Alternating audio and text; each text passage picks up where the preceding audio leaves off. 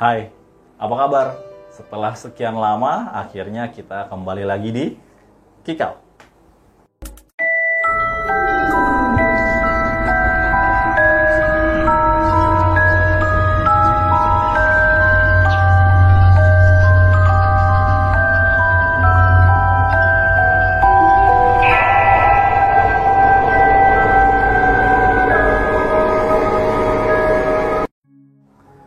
Sobat Kikau, dunia metafisika mungkin adalah hal yang aneh untuk para orang-orang awam.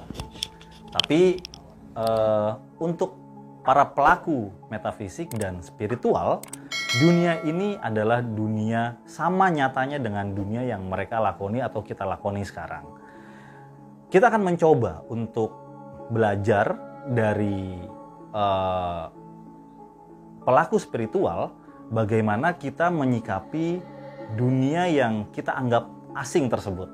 Nah, Sobat Kikau, kita akan menjumpai seseorang yang sudah lama menekuni bidang ini dan kita akan coba untuk ngobrol dengan orang tersebut. Oke, ikuti terus Kikau.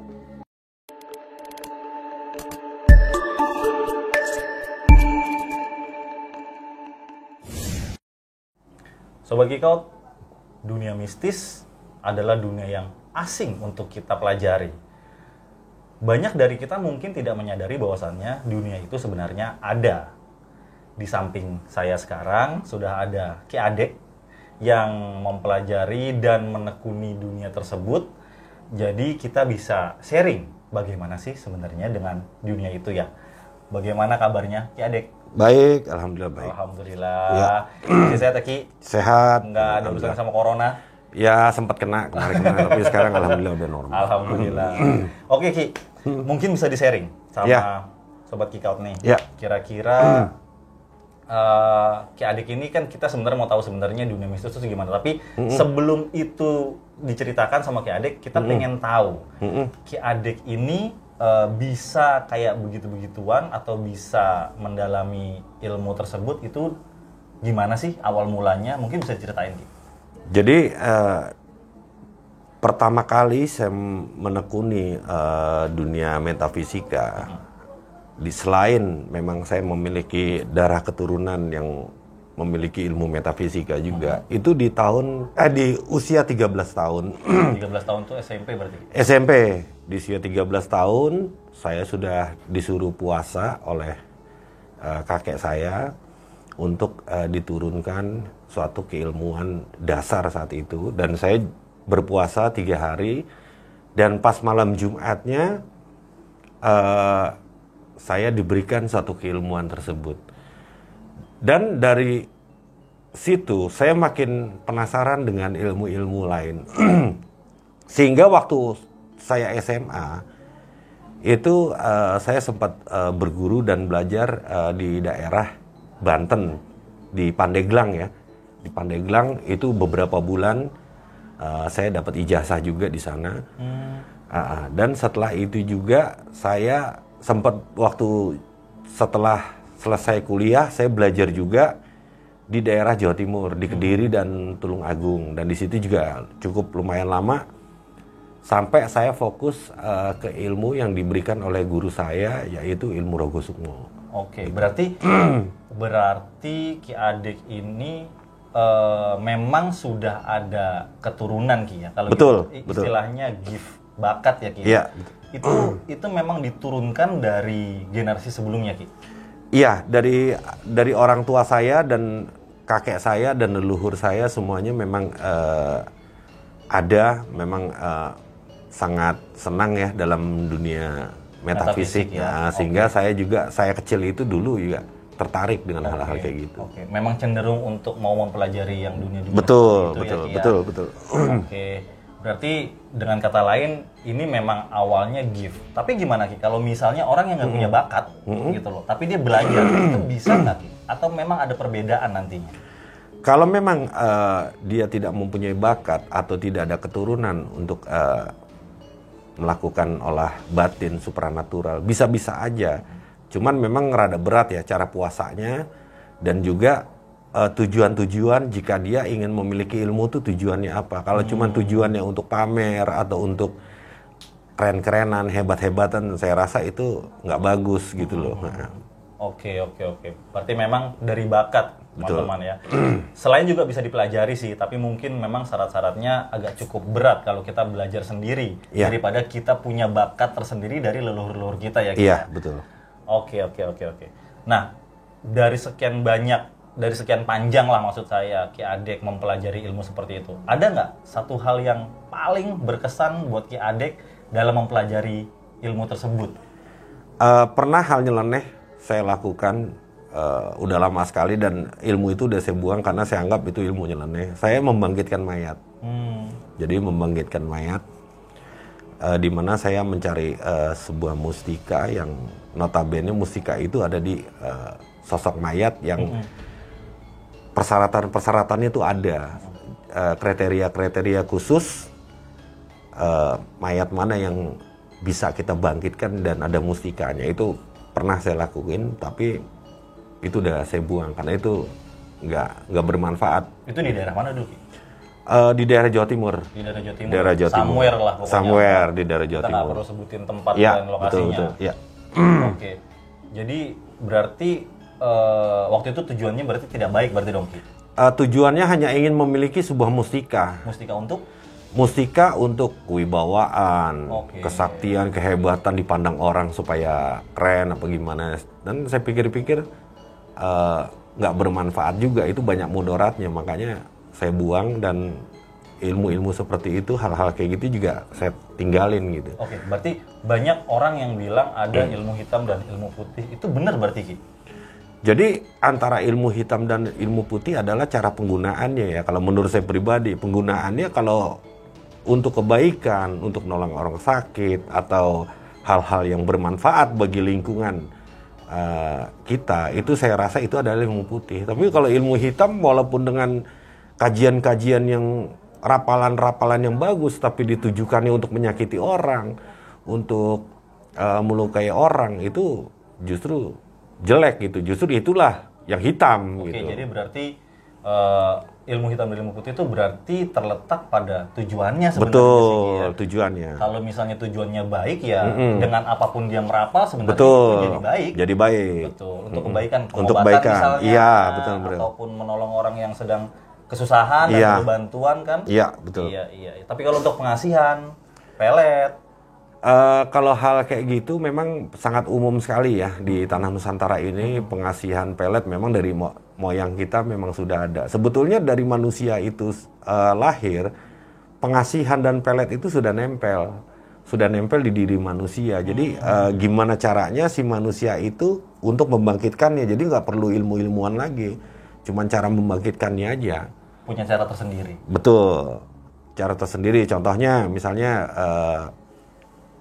bangun pagi saat subuh, sholat subuh. Kalau yang beragama Islam, mau yang beragama lain, yang penting bangun pagi saat subuh itu, dan dia keluar rumah sambil menghirup udara segar, atur pernapasan, menyerap energi-energi alam semesta. Karena kan tubuh ini kan menyerap energi alam semesta. Iya. Dengan begitu nanti kita memiliki aura yang sangat kuat. Dengan aura kuat itulah ada yang namanya pelet atau pengasihan itu akan keluar dengan sendirinya gitu loh. Tanpa mantra-mantra. Oh, jadi diperlukan apa ya kalau kita bilang magnet? Kita berfungsi sebagai magnet. Betul, kali ya. penarik Kita energi. menarik Benar. energinya. Sebenarnya energi itu ada di alam semesta ini. Ada. Kita mempelajari bagaimana menarik energi tersebut. Iya, jadi nggak perlu jimat atau segala macam nggak. Iya. Banyak orang yang bilang sebenarnya kalau misalnya Sobat Kiko pernah baca buku The Secret, itu di situ mengatakan bahwasannya alam semesta itu bekerja untuk kita, ya Ki ya, Iya. betul ya. Alam semesta itu adalah pengecewantahan kita. Alam semesta itu kalau kita mau kaya, kita harus berpikir bahwasannya kita kaya, alam semesta akan mengantar sinyal-sinyal kita untuk kaya ke kita. Iya. Iya benar Ki ya. Iya. Kayak begitu ya, benar nggak sih Iya. kira-kira? Benar, jadi gini, keberadaan alam semesta yang sangat luas ini itu hanya untuk manusia, bukan untuk yang lain-lain. Jadi kita sebagai manusia, gunakanlah dengan sebaik-baiknya. Jangan terlalu berlebihan dan juga jangan terlalu ujub atau sombong gitu. Lakukan hal-hal yang biasa-biasa aja gitu. Nanti dengan cara seperlunya seperti itu, maka aura-aura positif dari alam semesta itu yang akan datang sendiri ke kita gitu. Betul, saya sepakat itu. Nah, kalau untuk Ki Adik sendiri adalah pelaku ataupun pelaku daripada ilmu Rogo Sukmo. Nah, mungkin bisa diceritakan sedikit Ki. Rogo Sukmo itu apa sih? Jadi dulu juga waktu saya pertama kali belajar, saya juga kurang paham. Saya pernah dengar Rogo Sukmo, tapi saya nggak paham makna dan intinya ilmu itu adalah apa gitu. Tapi begitu diberitahu oleh guru-guru saya saat itu, saya tertarik dan saya melakukan puasa, olah batin segala macam saat menebus ilmu itu. Itu berat Ki, olah batinnya? Lumayan berat. Jadi kalau kita nggak kesampaian itu bisa setengah kopling kita, agak-agak speleng. Jadi memang benar-benar harus fokus saat itu, nggak boleh ada kita punya permasalahan di rumah atau punya permasalahan di mana. Pokoknya fokus, kita harus tenang, nggak boleh ada campur tangan siapapun, sendirian. Nah itu hal seperti itu untuk melatih keilmuan Rogo Sukmo. Nah, Rogo Sukmo itu sendiri apa Ki? Jadi Rogo Sukmo itu adalah kembalinya ruh kita atau sukmo kita ke masa lalu. Ke masa lalu di mana masa lalu itu yang belum pernah kita lihat, belum pernah kita dengar, apalagi belum pernah kita rasakan. Jadi kita kembali ke masa lalu sesuai dengan keinginan kita. Kita bisa melihat gambaran, kayak gambaran televisi kita nonton gitu. Tapi gambaran TV zaman dulu ya, yang gak ada suara, cuma gerakan-gerakan aja. Paling nggak kita bisa menilai, oh gambarnya kira-kira seperti ini loh. Kota Jakarta 200 tahun yang lalu seperti ini, seperti ini. Dong, oh iya. Berarti dimensi waktunya yang berbeda. Betul. Bukan, maksud saya itu bukan dimensi waktu kita kecil atau ketika umur 5 tahun. Oh bisa. Oh bisa juga. Bisa. Jadi semakin kita mengasah keilmuan Rogo Sukmo, semakin jauh lompatan kita ke belakang. Oh gitu. Nah, dulu awal-awal saya belajar, saya hanya mampu bisa melihat masa saya kecil di tahun 85. Saya kembali ke tahun 85 pertama kali. Itu yang pertama kali bisa saya lakukan. Kalau untuk ke belakang saya belum bisa. Terus saya sering rapal, saya olah batin terus akhirnya saya coba kalau mundur makin jauh mundur gitu. Oke, itu dalam keadaan sadar atau rasa seperti mimpi, Ki? Seperti mimpi, tapi mimpi itu yang bisa kita atur. Jadi kita sengaja meninggalkan roh kita dengan konsentrasi dan doa-doa tertentu atau bacaan-bacaan tertentu. Kita kembali ke masa lalu di mana apa yang kita ingin lihat gitu kan, kita kembali ke masa lalu dan kita setel. Wah, saya pengen kalau bisa sih jangan sampai 30 menit karena kan dalam kondisi tubuh yang kosong bisa aja ada makhluk-makhluk astral yang lain, makhluk gaib yang masuk. Oke. Itu yang bahayanya. Jadi itulah. Jadi roh kita meninggalkan raga. Betul, meninggalkan raga. Untuk waktu yang cukup lama lumayan. Kalau bisa sih maksimal 30 menit. Oh gitu ya. Maksimal. Oke. Oh itu ada batasan waktunya Ki ya? Iya, nanti takutnya kebawa dengan energi di masa lampau malah nggak bisa pulang, repot. Oh. Dibilang mati angin duduk lagi nanti. Iya. Gitu. Oke. Oh jadi gini, selama ini Ki Adik paling jauh untuk mundur ke belakang dengan Rogo Sukmo itu berapa lama? Saya terakhir 18.000 sebelum Masehi. 18.000 sebelum Masehi? Sebelum Masehi. Belum ada manusia dong? Ada. Oh sudah ada? Ada. Oh sudah ada itu ada. Ya? Oke. Jadi yang saya lihat adalah tatanan modern, sangat modern sekali ya. Mungkin salah satunya Om Kikout juga mungkin pernah lihat, kita pernah baca sejarah tentang Gunung Padang itu memang lebih muda dari 18.000 sebelum Masehi, tapi itu adalah sebuah contoh kalau itu juga bangunan buatan manusia. Gitu. Oke. Saya pernah baca Gunung Padang, memang itu adalah hal yang tidak mungkin untuk dilakukan selain manusia karena itu peradaban yang seperti zaman modern itu dibangun betul. Dengan entah tangan siapa, tapi itu sudah ada dan itu bentuk bangunan terperinci. Iya, betul. Gitu loh. Nah, jadi Ki Adik ini pernah ke 18.000 sebelum Masehi dan sudah menemukan peradaban saat itu. Sudah ada, sudah ramai. Sudah ramai. Oke. Cuman yang saya lihat memang peradaban saat itu tidak seperti peradaban sekarang yang ramah tamah, tetangga segala macam. Mereka lebih fokus pada pekerjaan atau apa yang mereka lakukan itu individu gitu loh. Tapi mereka sangat tertib. Walau misalnya yang satu juru masak, yang satu tukang nyapu, itu mereka nggak ada komunikasi. Jadi masing-masing fak-faknya aja mereka kerja gitu loh. Jadi nggak ada komunikasi. Model robot ini? Kayak robot, boleh dibilang kayak robot. Jadi sangat sistematis. Cerita Ki Adik ini, kok Sebot Kikout mengingatkan saya pada negeri Atlantis. Negeri yang disebut oleh Plato di dalam bukunya, tapi tidak pernah bisa ditemukan buktinya. Tapi Plato saat itu sangat gamblang mengatakan bahwasannya Atlantis adalah peradaban yang maju ya Ki? Iya, betul. Jadi itu sangat memungkinkan berarti dong? Nah, kemungkinan yang saya lihat itu adalah entah Lemuria, entah Atlantis. Karena saya nggak bisa menjas, karena saya nggak tahu. Dan saya hanya melihat, nggak bisa menggambarkan, nggak ada tulisan Atlantis, nggak ada. Cuman memperkirakan itu Atlantis, karena berarti yang kehidupan modernnya itu. Ki Adik lihat waktu itu bukan orang-orang Nusantara dong? Bentuk manusianya itu tidak seperti kita. Jadi bentuk manusianya itu yang dibilang sama bangsa-bangsa Jawa kuno itu dibilang buto. Oke. Dibilang Buto. Buto itu dalam bahasa Indonesianya ya raksasa. Iya, jadi nggak seraksasa tinggi-tinggi banget, nggak. Ya sekitar kurang lebih 7-8 meter. Jadi memang dengan 7-8 meter itu tinggi loh, Ki. tinggi, iya. Jadi memang saat itu yang mereka lakukan kerja memang budayanya saya rasa nggak kental ya. Mungkin budayanya ada, keagamannya mungkin ada, cuman tidak seperti secara sosial tidak seperti manusia sekarang. Yang saling berkomunikasi, betul. Yang saling tegur sapa. Betul. Ya betul. dari fak-faknya sendiri-sendiri. Iya, ya. iya. Kalau dalam Islam mungkin kita pernah diajarkan bahwasannya yang menempati dunia ini sebelum datangnya Adam adalah ya bangsanya malaikat atau bangsa jin ya mungkin ya, Ki, seperti Ya, itu ya. mungkin. Ya seperti itu. Tapi kita juga wallahu a'lam bishawab kan, kita nggak ngerti juga kan. Nah, Rogo Sukmo ini sudah berapa lama Ki Adik tekuni? Pertama kali saya dijasahkan itu 20 tahun yang lalu. Itu dari Banten? Bukan, dari Jawa Timur. Oh, dari Jawa Timur. Dari Jawa Timur. Oke. Itu 20 tahun yang lalu.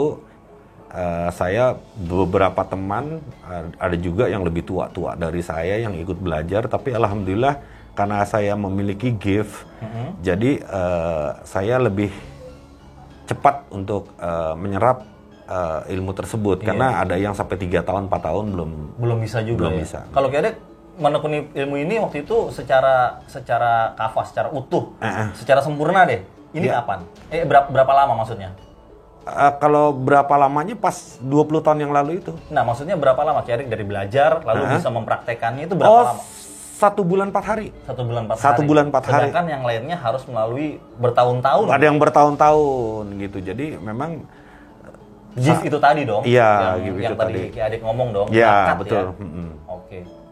Ya, jadi karena saya sudah mendapatkan gift dari sebelumnya dan dari kecil saya juga sudah belajar, mungkin itu jadi mempermudah saya untuk melakukan olah ritual yang hanya 1 bulan 4 hari. Karena begitu hari 1 bulan hari kelimanya itu, saya datang lagi ke guru saya dibilang gini, loh kamu ngapain kesini lagi? Loh kan belum, Gus. Loh kemarin kan udah tak ijazahin. Oh. Ya udah, memang udah dijazahin. Ijazahnya itu berbentuk ijazah fisik atau ucapan, Ki? Enggak, jadi ada satu ritual, ijazahnya itu satu ritual. Saya dimandikan dengan satu kelapa lolo. Kelapa lolo adalah pohon kelapa yang nggak pernah berbuah. Sekalinya berbuah itu dia dongak ke atas buahnya dongak ke atas. Itu dengan teman-teman yang lain baca-baca doa segala macem, terus bancaan, makan-makan, dan itu saya diusapkan air kelapa lolo itu, dan saya dijazahkan oleh guru saya saat itu. Saya pikir kan semua murid-murid dilakukan hal yang sama seperti itu. Ternyata itu yang lulus-lulus saja. Saya juga nggak paham saat itu. Jadi besokannya saya datang lagi, loh kamu ngapain datang lagi? Gitu. Jadi tanpa sepengetahuan Ki Adik juga bahwasannya sebenarnya Ki Adik itu udah dijasakan karena menurut gurunya sudah bisa. Iya, saat saya dites, coba kamu saya dulu dikasih tugas adalah tahun sekian di kampung ini, di sini, di tempat guru saya itu ada apa? Saya tuh kayak gimana dulu begini-begini, terus saya berangkat di tahun itu.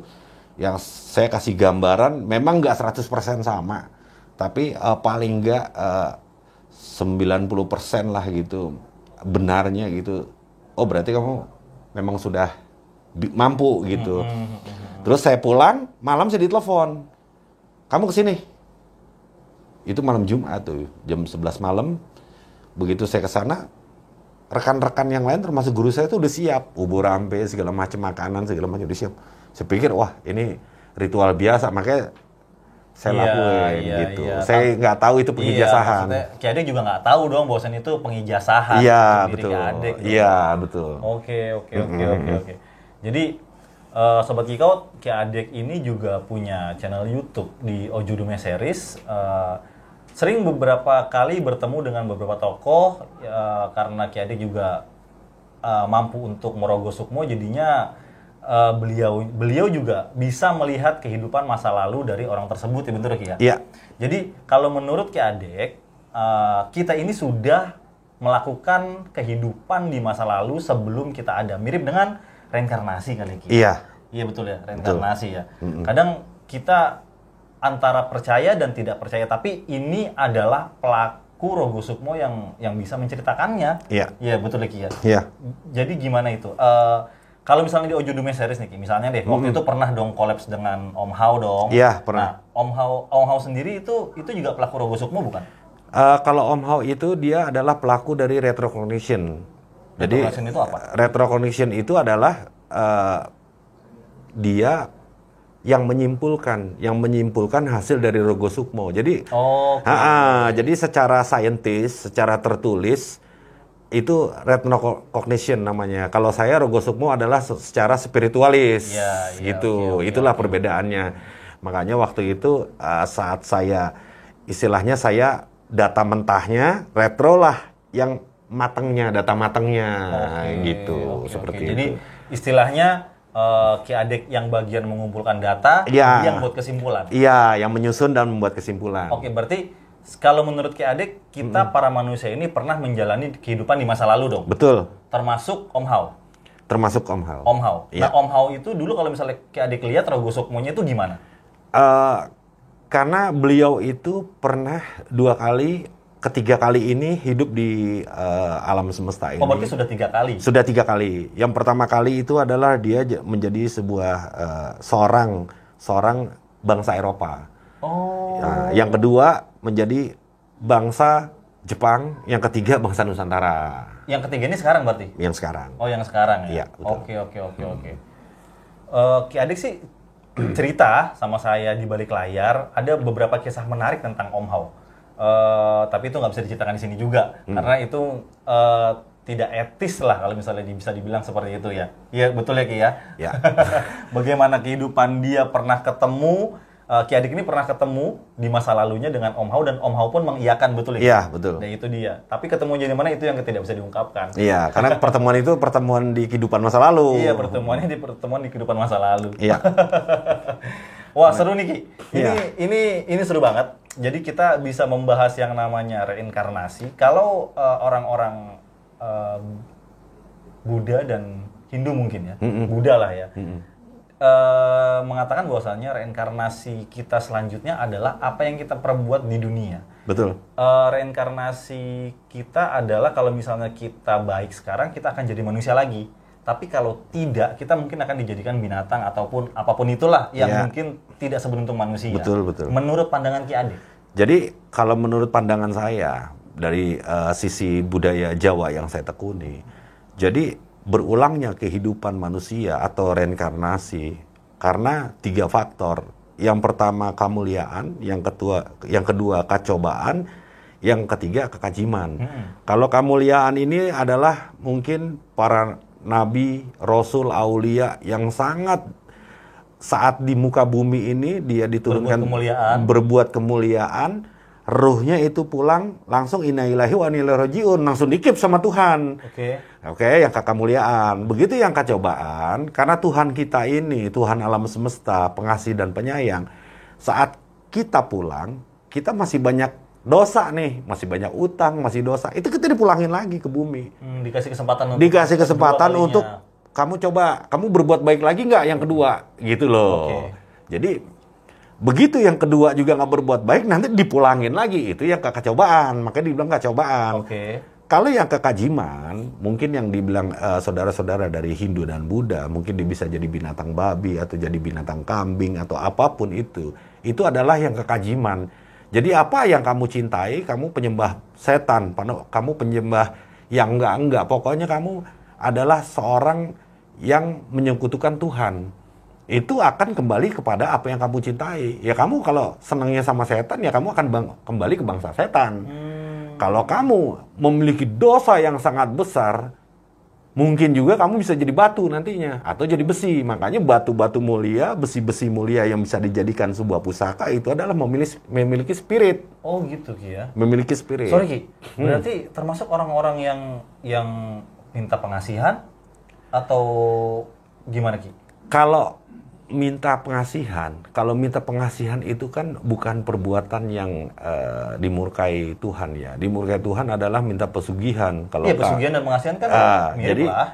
Jadi kalau dia minta kayaknya tanpa berdoa, tapi nemuin jin atau nemuin setan, dia percaya sama itu setan. Kalau setan itu bisa memberikan kemuliaan bagi manusia, maka dia udah terjerumus.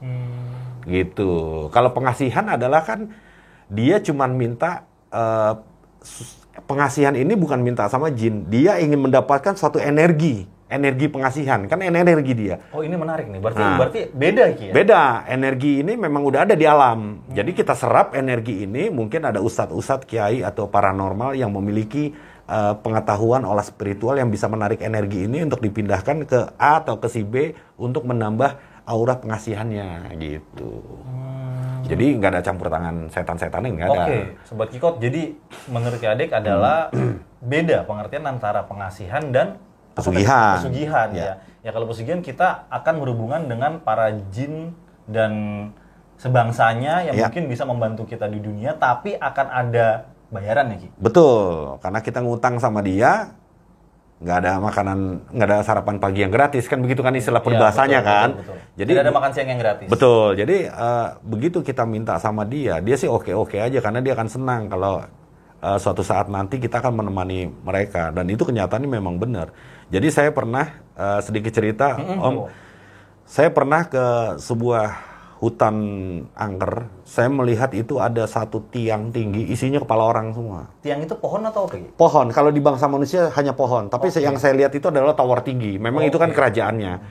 Itu isinya kepala manusia semua. Terus saya tanya, ini kepala manusia kenapa ada di sini? Karena dia minta sama kita. Begitu dia mati, ya lu pulang. Lu balik kampungnya ke kampung itu. Sebagai simbol atau tanda kalau kampung jin itu pernah berbaik sama manusia itu, ditempellah kepala-kepalanya itu menjadi sebuah tower, menjadi sebuah tower.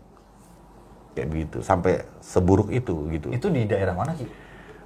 Di daerah Jawa Tengah. Di daerah Jawa Tengah ya? Di daerah Jawa Tengah. Kayak waktu begitu. Itu Ki Adek pernah ke sana juga berarti? Saya ada teman yang bilang, oh di situ suasananya enak segala macam. Pas begitu saya lihat, oh memang memiliki energi yang lumayan cukup kuat, sangat kuat, energi kuno. Saya bertandang ke sana, silaturahmi, dan saya melihat hal-hal seperti itu. Makanya saya bilang, wah ini yang disebut kekajiman. Jadi kamu pulang kepada apa yang kamu cintai, karena dia nggak akan re lagi. Nggak akan ke kemuliaan, nggak akan ke kecobaan. Dan nggak akan diturunkan ke dunia. Nggak akan. Nanti selesainya dia menjadi tower-tower di kepala itu di akhir zaman, saat kiam. Saat kiamat baru mereka lepas, disiksa pula sama Tuhan. Gitu. Oke. Berarti ya kita nggak akan bisa minta sesuatu gratis dari jin kecuali dengan imbalan. Betul. Dan imbalannya itu. Umur kita yang akan diambil. Umur kita diambil dan kita nggak akan kemana-mana, akan di alam dia terus. Oke. Nah, ini adalah contoh reinkarnasi dari Ki Adek sebutkan tadi. Saya yakin video ini akan susah untuk dimengerti kalau misalnya Anda tidak mempercayai dunia dengan dimensi yang lain.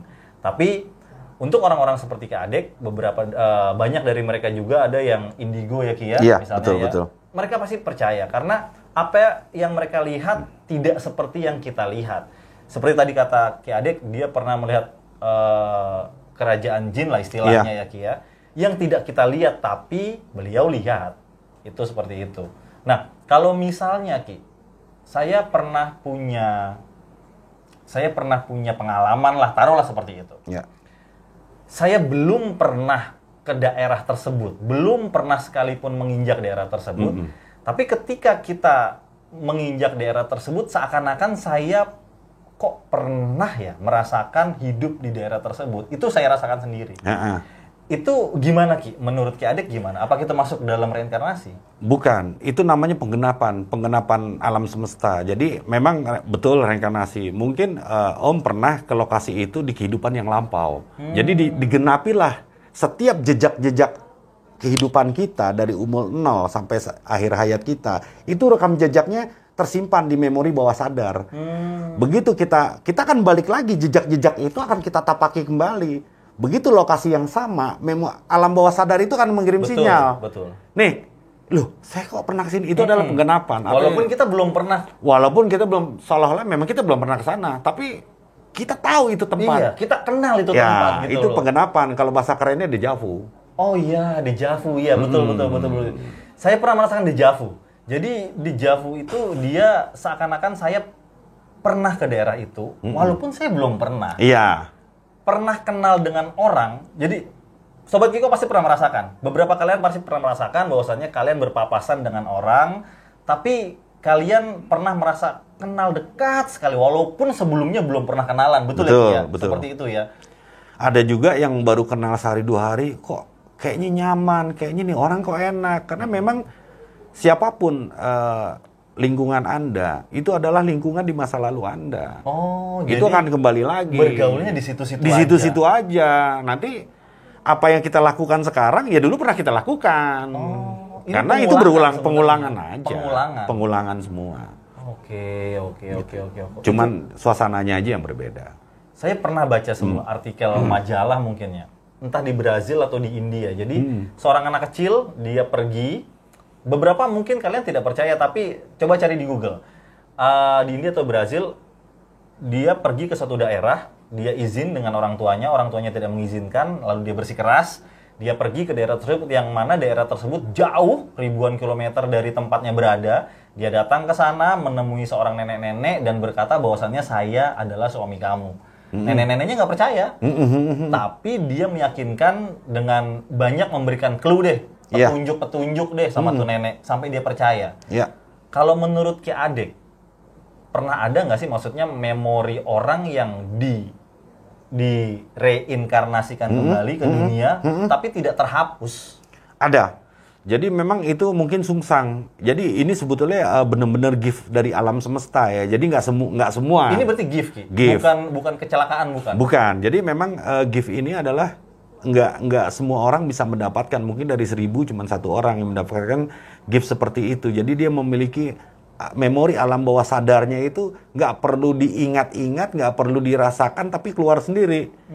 Gitu. Termasuk si anak kecil tadi. Betul. Dia memang sangat menyimpan. Mungkin ini Om, saat beliau meninggal, si masa lalunya ini, dia memiliki perasaan dan tanggung jawab yang belum terselesaikan, tapi dia keburu meninggal. Umpamanya dia meninggalkan anak kah, meninggalkan istri yang masih dicintainya, tapi dia merasakan kalau jangan sampai ya Tuhan jangan matikan aku sekarang karena istri aku masih begini, anakku masih begini. Tapi akhirnya Tuhan berkehendak lain, dia meninggal. Tapi energi dari perkataan atau ucapan dia ke alam semesta itu terserap dalam alam semesta. Jadi begitu dia ke kecobaan lagi, balik lagi, itu sangat kuat sekali. Energinya itu sampai ke anak kecil tersebut gitu. Kalau misalnya kita biasanya untuk misalnya kalau HP itu kan dari pabrik itu dalam keadaan kosong dong. Iya. Kalaupun dia mau ditarik ke pabrik lagi, dia pasti kan di reset. Iya. Gitu loh. Nah, kalau misalnya tidak di reset, tapi masih ada beberapa memori yang tertinggal, itu berarti kan reject ya. Kalau misalnya kita bilang ya kecelakaan produksi. Kecelakaan produksi. Apakah kita seperti itu juga atau memang itu gift diberikan? Kalau kecelakaan produksi Tuhan nggak pernah salah membuat. Oh iya. Tidak pernah membuat salah. Jadi itu itu adalah sebuah gift.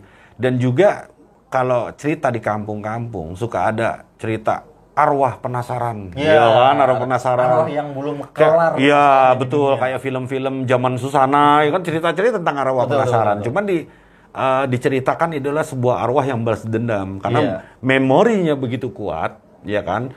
Karena saat kematiannya itu dia masih menyimpan energi memori yang memori ini, ucapan-ucapan ini diserap oleh alam semesta dan diaminkan. Jadi sekian tahun kemudian atau sekian itu pasti akan keluar diwujudkan. Seperti itu. Oke. Jadi bukan kesalahan produksi itu. Iya, karena kan kita kan mikirnya kan kayak produksi. Aneh. Iya, jarang-jarang. Tapi, kita mungkin tidak akan kita tidak akan tidak akan semuanya berkata sepakat dengan apa yang diomongin sama Ki Adek. Ya, pasti. Tapi inilah kenyataannya gitu loh. Iya. Sebagai pelaku dunia spiritual, Ki Adek memang merasakan seperti itu. Iya. Dan bukan hanya Ki Adek, beberapa orang, mungkin bagian orang besar di beberapa dunia juga merasakan yang namanya indigo dan merasakan dimensi alam berbeda itu memang ada. Betul. Ya, Ki, ya, seperti itu. Memang dari zaman dulu sebenarnya yang namanya Rogo Sukmo itu adalah kita bisa tembus ke belakang dan tembus ke depan. Cuman saya diperingati oleh guru saya untuk tidak mengintip ke masa depan, karena masa depan adalah hanya milik Tuhan alam semesta. Oh gitu ya. Jadi banyak cerita-cerita di Nusantara ini, ada cerita Jayabaya, di luar negeri ada cerita Nostradamus. Beliau ini adalah manusia-manusia yang memiliki spiritual yang sangat tinggi, adalah seorang Rogo Sukmo.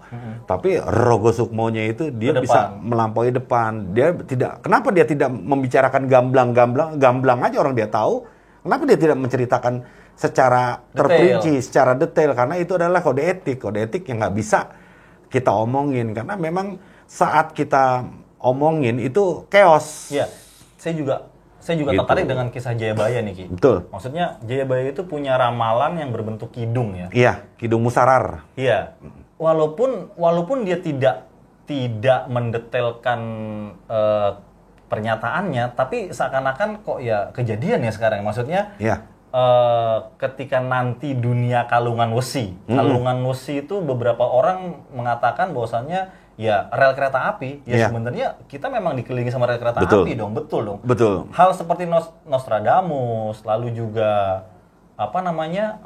Jayabaya, Ronggo Warsito, mereka punya mata batin yang kuat, atau memang mereka pelaku Rogo Sukmo sebenarnya? Jadi ada dua keilmuan. Yang pertama adalah penerawangan, yang kedua adalah Rogo Sukmo. Yang terbaru ini adalah yang dari bahasa-bahasa luar, yaitu retrocognition dan lucid dream ya. Nah, itu sebetulnya sama-sama aja. Jadi kalau retrocognition sama lucid dream. Tapi kalau penerawangan adalah dia duduk fokus dan membayangkan apa yang terjadi akan depan dengan keilmuan yang dia miliki, dengan energi gelombang otak yang dimiliki, sehingga gelombang otak ini bisa menembus ke masa depan atau menembus ke masa belakang. Itu namanya penerawangan. Jadi dianya tetap sadar, bukannya ruhnya yang pergi. Beda kalau Rogo Sukmo kan dia yang pergi. Betul. Tapi kalau penerawangan hanya pikirannya aja. Berarti bisa saya simpulkan kalau misalnya Ki Adek bilang dia membayangkan, berarti tidak hasilnya akurat 100% dong. Bisa akurat. Karena memang itu dia harus biasanya penerawangan ini harus memakan energi yang sangat besar sekali energinya, karena dia memang dan harus fokus. Jadi kalau cuman merem, saya terawangan bentar gini terus nerawang lagi, itu bohong. Karena memang penerawangan yang benar itu adalah suatu keilmuan yang sangat membutuhkan energi yang besar. Biasanya sih habis penerawangan itu suka lemes, badannya capek. Karena memang energi di otaknya itu benar-benar difungsikan gitu. Apakah Rogo Sukmo juga nggak perlu energi yang besar, Ki? Perlu, tapi memang itulah saya tebus dengan beberapa ritual yang pernah saya lakukan, dan juga keberanian. Karena kalau takut ngelihat hantu atau segala macam, benturan sama makhluk-makhluk, mending nggak usah Rogo Sukmo. Karena saat perjalanan ke masa lalu itu, kita bisa melihat bangsa yang tidak kasat mata, dan mereka juga bisa melihat kita gitu. Sering ketemu, gitu. Walaupun dalam dimensi yang lain gitu. Iya, tapi suka ketemu. Oh, dia nih makhluknya kayak begini nih gitu. Bahkan di zaman sekarang saya juga ketemu sama Dede juga, kan umurnya panjang dia. Iya. Wah, kamu saya pernah lihat nih gitu. Oh, gitu. Ki, saya punya pertanyaan sih sebenarnya sih. Tadi apa yang Ki Adek jelasin tadi misalnya. Ki Adek tadi pernah nyinggung bahwasannya ada orang yang matinya karena arwah penasaran ya. Iya, tadi. Arwah penasaran. Nah, arwah penasaran itu karena saking, ini kan Ki Adek yang ngomong ya. Saking kuatnya keinginan dia, jadi alam semesta itu merespon. Iya. Apakah meresponnya melalui Horin? Iya, betul. Jadi memang setiap manusia dilahirkan itu memiliki khorin, jin pendamping, atau banyak orang yang bilang juga adalah khodam. Jadi begitu si khorin ini saat kita berbicara, istilahnya bahasa ngegrundel lah ya, berkeluh kesah terhadap diri sendiri, itu khorin kan tahu, dan alam semesta juga menyerap. Begitunya kita nggak ada, maka si khodam atau si khorin ini akan menyampaikan apa yang pernah kita keluh kesahkan yang sangat vital. Misalnya ada hal-hal yang sangat prinsip gitu, terus harus dibicarakan ke keluarganya. Itu si khorin ini akan datang melalui mimpi kah? Gitu. Atau kalau untuk melalui perwujudan tiba-tiba datang, wah begini, itu nggak mungkin. Itu hanya di film. Biasanya hal-hal kayak gitu datangnya lewat mimpi. Lewat alam bawah sadar. Betul, pastinya. Karena mereka makhluk tidak kasat mata. Iya, betul. Oke. Seperti hal-hal seperti itu. Oke. Nah, satu lagi nih Ki. Yang bikin saya penasaran adalah saya banyak mendengar dari teman-teman para pelakon metafisik tentang ilmu kuno lah misalnya. Taruhlah seperti Rawa Rontek. Atau ada beberapa lah yang mungkin saya juga nggak terlalu kenal. Menurut Ki Adek, ilmu seperti itu ada? Ada. Dan ada yang melakoni sampai sekarang? Ada. Oh, ada. Masih ada. Rawa Rontek itu berarti mereka yang tidak bisa dijemput kematian loh, Ki? Iya, betul. Jadi ada beberapa ilmu kuno yang masih dipegang oleh manusia-manusia Nusantara, khususnya di tanah Jawa masih banyak. Itu adalah keilmuan Batara Karang. Jadi Rawa Rontek, Brajamusti, Pancasona, Sri Gunting itu adalah suatu keilmuan ya, induk keilmuan, cabang keilmuan yang induknya adalah namanya Batara Karang. Gitu. Jadi sampai sekarang pun pelaku-pelaku supranatural yang sangat jauh dari peradaban ya, itu masih banyak yang menggunakan hal-hal kayak gitu, ilmu-ilmu itu. Nah, seperti halnya Batara Karang. Batara Karang itu bukannya di kita dikenal dengan nama jenglot? Ya, cuman kalau jenglot itu adalah wujud fisik ya. Memang orang taunya itu adalah jenglot. Kalau Batara Karang ini kan adalah ilmunya, jadi beda. Jadi jadi sama juga, ini manusia, ini ruh gitu. Jadi ini jenglot, ini Batara Karang. Jenglot adalah wujud fisiknya, Batara Karang adalah keilmuannya. Gitu. Tapi benar bahwasannya yang namanya Batara Karang itu dulunya adalah orang. Iya.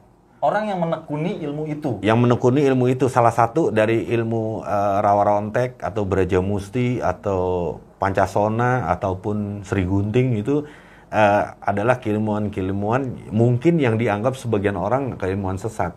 Jadi itulah yang nanti menjadi Batara Karang atau jenglot tadi.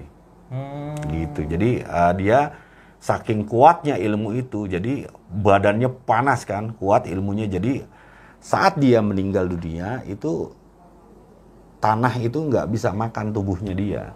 Bisa dikatakan ini ilmu hitam nggak sih? Yang seperti saya bilang tadi, hitam putih, kalau walaupun dia seorang ustadz, seorang kiai putih, tapi kalau menggunakan ilmunya untuk hal-hal yang buruk, hitam juga. Walaupun dia ilmu hitam dan dianggap sebagai ilmu sesat yang matinya menjadi jenglot, tapi mungkin kalau dia berbuat baik, wallahu a'lam, karena saya nggak bisa menafsirkan itu perbuatan baik atau itu adalah hal yang buruk gitu. Jadi saya tidak bisa memastikan. Oke. Sekarang nih Ki, fenomena-fenomenanya banyak nih Ki. Ada mungkin pembesar-pembesar agama yang bisa mengobati atau apapun itu dengan keilmuan dia yang kita nggak tahu sih sebenarnya itu apa. Ada pula mungkin peramal atau pelaku metafisik yang masuk TV dengan ramalan-ramalannya yang tiba-tiba menjadi kenyataan. Nah, fenomena kayak gini menurut Ki Adek gimana? Ini fenomena udah lama. Jadi seorang supranatural itu dia punya dua. Dia memiliki energi yang sangat kuat, energi dari pribadi dia, atau dia berkolaborasi dengan bangsa jin. Karena berarti nggak semuanya peramal itu dia berkolaborasi dengan jin ya? Bisa jadi dari energi, dari aura dia sendiri, energi sendiri yang memang sebelumnya telah dibentuk gitu. Tapi kalau tiba-tiba ujuk-ujuk dia bisa meramal gitu dari bisik-bisikan bangsa jin, yang notabene jin ini juga dari bapak moyangnya itu dari zaman sebelum Muhammad yang pernah nguping dari omongan-omongan dari langit, itu kan turun-menurun itu cerita-cerita itu sampai ke sekarang. Jadi hal-hal kayak gitu memang sudah ada. Jadi itu dia saya sebutkan dari dua golongan, yang satu berkolaborasi sama bangsa jin, yang satu lagi dia memang memiliki energi murni. Memiliki energi dia sendiri. Iya, Dan itu biasanya gift juga, Ki. Memang udah pasti itu adalah suatu gift, tapi gift itu tidak kita begitu diberikan kita langsung bisa, tetap ada kunci-kunciannya yang harus kita buka. Gitu. Jadi ada tata caranya gimana gift ini kita gunakan, gimana cara menggunakannya, ini loh panduannya gitu.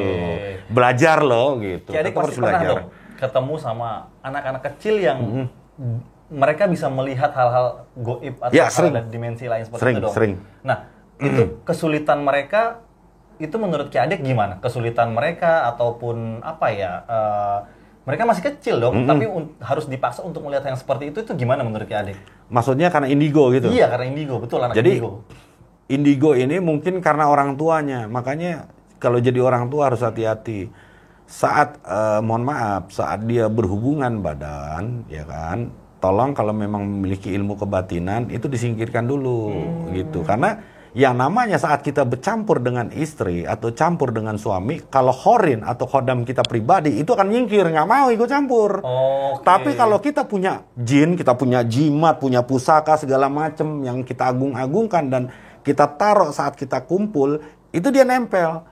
Begitu nanti anak itu lahir, energi dari si goib ini akan ikut ke anak tersebut. Jadilah anak ini jadi anak indigo gitu loh. Jadi bisa melihat hal-hal goib, karena itu dia energi-energi dari goib inilah yang ikut. Jadi sebenarnya anak indigo ini bakat, gift, pemberian atau kutukan sebenarnya, Ki? Saya nggak bisa bilang kutukan dan juga tidak bisa bilang sebuah gift ya, karena rata-rata anak indigo ini kalau masih kecil-kecil penakut, jadi kalau ngeliat itu takut, bahkan bisa tersiksa. Betul. Saya pernah beberapa kali untuk menutup simpul-simpul anak-anak indigo yang masih di bawah umur, karena dia selalu ketakutan ngeliat itu, waduh serem segala macam. Saya bilang orang tuanya, kamu punya apa? Gitu. Oh gitu ya, karena saat campur sama istri itu hati-hati. Kalau horin kita udah pasti pergi, nggak mungkin horin kita, walaupun horin kita tidak satu agama dengan kita, dia tahu diri, dia akan nyingkir. Tapi begitu selesai dia balik lagi dekat ke kita, gitu. Tapi kalau jimat-jimatan, pusaka segala macam, nah itu tetap nempel.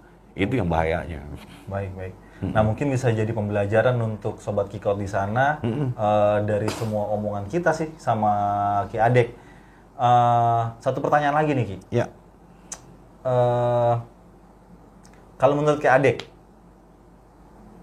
tadi kita sudah ngelihat Om Hao kan? Ya. Kalau Om saya lihat, saya kan pernah ceritakan juga, adalah sosok pangeran yang di abad ke-16, zamannya siapa namanya, Panembahan Senopati. Jadi Panembahan Senopati ini punya istri 2. Yang satu meninggal dan khorinnya itu ada di selatan, di kidul. Kalau Om adalah keturunan dari istri kedua yang memang sangat kuat di wilayah Solo, Sragen, Jogja, Purworejo dan sekitarnya sampai ke Magelang. Itu keturunannya di situ. Termasuk di situ juga ada keturunannya adalah Pangeran Diponegoro. Nah, itu dari terah-terah Mataram Islam memang di situ saya kumpul. Itu yang saya lihat. Oke, seru banget perbincangan kita. Kalau misalnya nanti masih ada waktu, kita akan kolaps lagi dengan ODS ya Om ya? Iya. Makasih banyak Om. Sama-sama. Ki Adik udah mau untuk berbagi sama kita semua, Sobat Kikot. Mungkin kita akan menerima pelajaran dari apa yang kita obrolkan tadi. Tidak banyak yang mempercayai dimensi lain, tapi ini ada dan benar-benar ada. Apalagi bagi beberapa orang sangat mempercayai bahwasannya dimensi lain itu erat hubungannya dengan kehidupan keseharian kita ya, Ki. Iya, betul. Bahkan sampai sekarang kalau misalnya mau dibilang kebudayaan kita syarat banget akan dimensi-dimensi lain nih Ki ya. Iya. Kayak misalnya selamatan. Nah dan itu lain memang sebagainya. hal seperti itu sebelum agama datang, agama dari Timur Tengah, agama dari Eropa, agama dari Cina, dan agama dari India, budaya kita sudah beragama ketauhidan. Nah itulah yang dipakai sampai sekarang, makanya melekat, mendarah daging. Dan itulah yang menguatkan DNA bangsa Nusantara itu. Oke, berarti menurut Ki Adek bangsa Nusantara ini sebenarnya sudah ada dari dahulu kala.